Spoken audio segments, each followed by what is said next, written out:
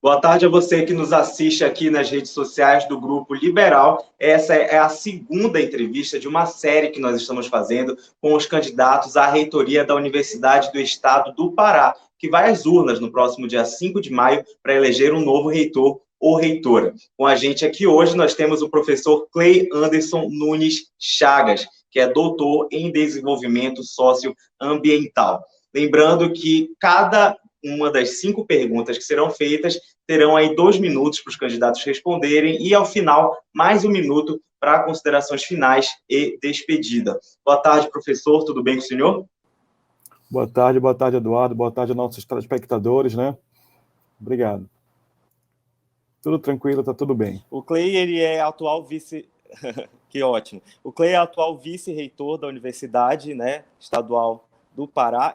Professor, eu gostaria de começar essa entrevista perguntando qual será a prioridade da sua gestão como reitor da UEPA, caso o senhor seja o vencedor da eleição. Bem, Eduardo, eu penso que nós temos várias questões para ser tratadas na universidade enquanto prioridades, né? Não diria uma prioridade, mas prioridades. Entre elas, eu poderia destacar diretamente para você a necessidade que nós temos hoje de estabelecer o encaminhamento do nosso PCCR, que é nosso Plano de Cargos, Salários e Remuneração. Esse PCCR, de alguma forma, ele não dá conta mais de atender a demanda da universidade. A universidade cresceu muito nos últimos anos e, por esse crescimento, por essa expansão da instituição, se faz necessário trabalhar com isso. Uma segunda prioridade também muito importante que nós temos que pensar é a necessidade de se fazer uma estatuinte. Pelos mesmos motivos do primeiro, que eu falei ainda há pouco, né, por essa expansão, por esse crescimento da universidade, é muito importante que a gente pense em estabelecer essa nova estatuinte da instituição.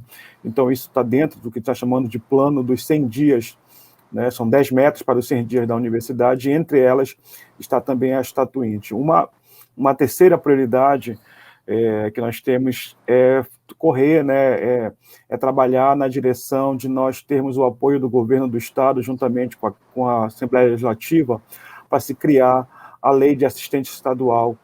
Né? O nosso Estado precisa, a universidade hoje ela tem grande parte dos seus alunos, são alunos provenientes de camadas mais pobres da sociedade, então eles conseguem ter o acesso dentro da universidade, mas tem certas dificuldades em se manter. Então, por essas questões também, isso se faz como um dos pontos centrais da nossa gestão, estabelecer a minuta para a criação da assistente estadual.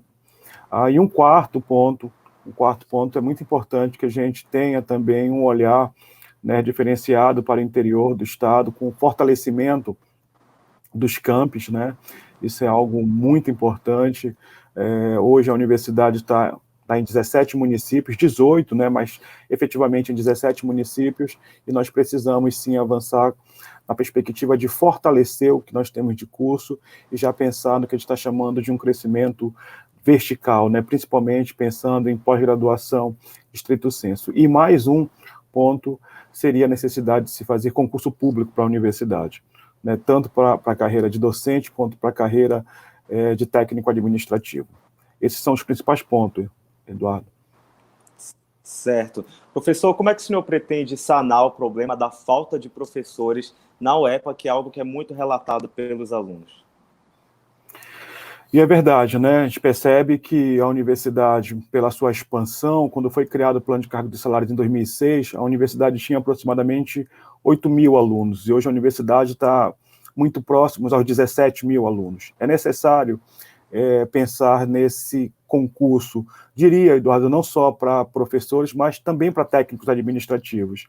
Nós temos um documento que já está encaminhando já há algum tempo, já está na CEPLAG, né, que a gente está chamando de anexo 1, 2 e 3, esse documento paralisou nesse momento, porque há um impedimento legal da criação de cargos, né, um decreto presidencial que não permite que se crie cargos no período de pandemia. O governo recebeu uma ajuda emergencial e ele se compromete em, não, entre outras coisas, não criar cargos, mas esse processo está bem adiantado e acreditamos que logo após a pandemia a gente vai poder ter uma expansão dos nossos cargos e aí sim, a partir do ano que vem a gente possa fazer um concurso. Isso sana de forma um problema mais imediato, mas o mais coerente seria de fato a criação do novo PCCR da instituição, porque além de você expandir os cargos, você acaba mexendo também nos níveis da carreira, tanto dos técnicos quanto dos professores. O nosso problema, ele não está só voltado para os professores, mas também para os técnicos administrativos que precisam ter a sua carreira valorizada, né, e precisam também ter mais vagas para os concursos, já que nós temos um número considerável de temporários na universidade. Não que eles não sejam importantes, e são, mas tornar esses temporários efetivos através de concurso é uma conquista de todos nós. Professor, como é que o senhor pretende, numa eventual gestão sua, garantir uma integração maior entre a sociedade e a comunidade acadêmica? Como é que a comunidade do entorno dos campi da UEPA vai estar integrada às atividades da universidade? Olha, Eduardo, eu acho que na pandemia, nós já vimos fazendo isso, mas na pandemia isso ficou muito presente, né? A importância da universidade ter esse olhar para a sociedade, né? Eu costumo dizer que a universidade é de todos, a universidade não é só daqueles que estudam nela, mas a universidade é da sociedade, somos nós paraenses, né? Então a universidade precisa intensificar.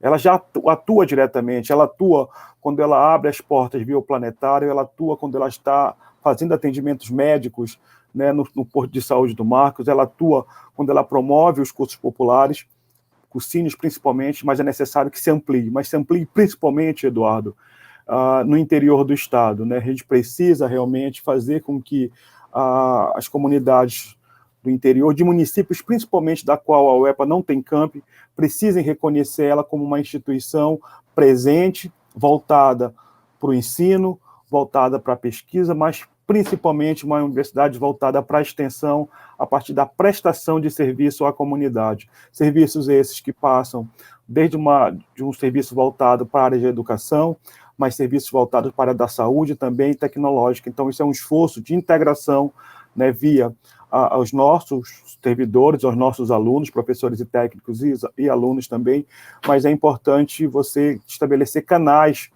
né, de comunicação com as prefeituras, ampliar esses canais com as prefeituras, com os movimentos sociais, com os movimentos de luta que nós temos no Estado, para que de fato a gente possa ampliar essa extensão.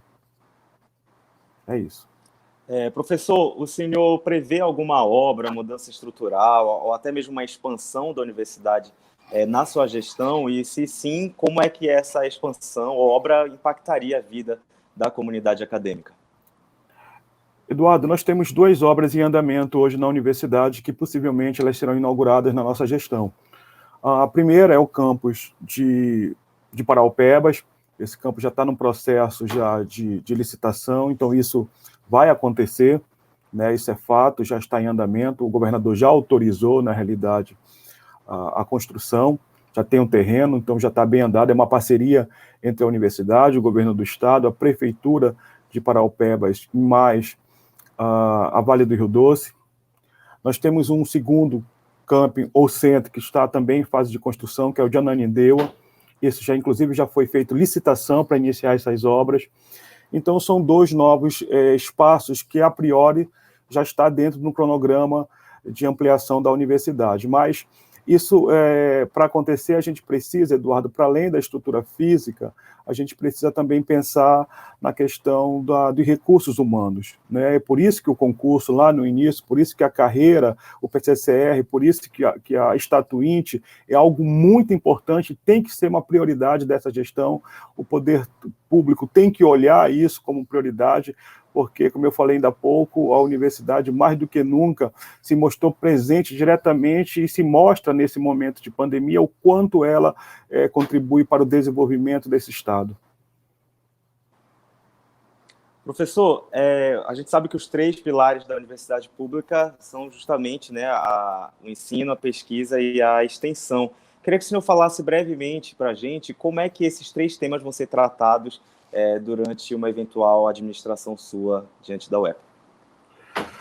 Olha, primeiro, Eduardo, a gente precisa fortalecer a nossa graduação, né? A graduação da universidade, ela, dos seus 3 centros, dos seus 21 campos que nós temos, ela se faz necessário que se fortaleça. E o fortalecimento da nossa graduação, do nosso ensino, primeiro pensando no ensino de graduação, ele parte por questões relacionadas a concurso público, ela parte de questões relacionadas ao tempo integral de dedicação exclusiva, que é o que a gente chama de TID na universidade, que a gente busca e vai ampliar esse TID.